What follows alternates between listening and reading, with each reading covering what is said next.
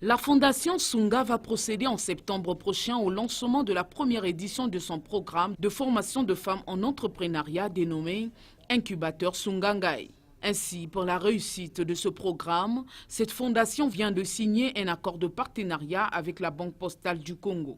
Paraphé d'un côté par Calixte Médard Tabangoli, directeur général de la Banque postale du Congo, et de l'autre par Daniel Sassou Nguesso, présidente de la Fondation Sunga, cet accord signé ce jour permettra à ces deux entités d'allouer les microcrédits aux femmes choisies pour participer à la première édition du programme dénommé Incubateur Sungangai. La Banque postale du Congo s'est positionnée pour pouvoir accompagner un projet comme celui-là.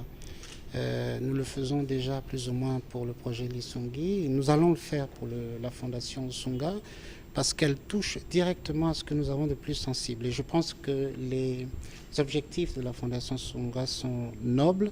Ils devraient être accompagnés et ils le seront puisqu'il s'agit de microcrédits à mettre en place pour les bénéficiaires qui seront exclusivement des femmes. Et nous sommes très sensibles à cette façon de voir les choses. Vous savez que lorsque vous avez la possibilité de soutenir des femmes, des mères, derrière, vous imaginez qu'il y a toute une famille qui suit derrière. Et lorsque l'on sait que la femme est la gardienne des valeurs morales, on se dit que c'est une excellente chose parce que c'est un exemple qu'il faudra pour d'autres dames, d'autres femmes suivre également. Donc les retombées sont très importantes. Aujourd'hui, on ne les voit pas encore, mais je pense et je reste persuadé qu'à l'avenir, ça va faire des émules. Ces fonds, une fois disponibles, permettront aux femmes d'être autonomes dans leurs activités.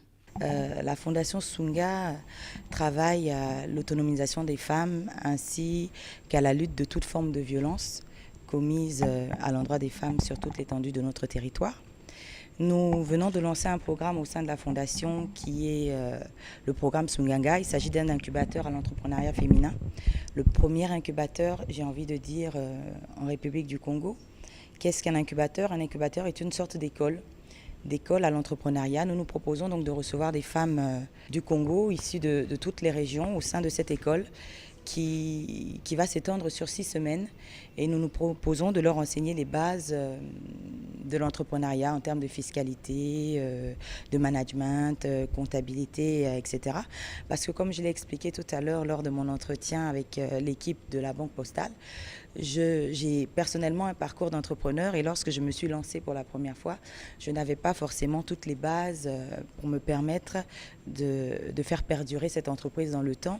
Nous savons que moins d'une entreprise sur 2 est viable au bout de 2 ans et finalement nous nous retrouvons sur 5 ans à juste 2 entreprises sur 10.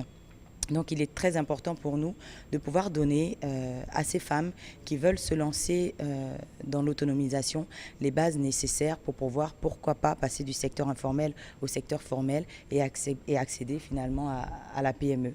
Donc la petite et moyenne entreprise. L'idée de l'incubateur a été très bonne, mais nous avions le souhait de pouvoir allouer une sorte de microcrédit à ces femmes à l'issue de leur formation.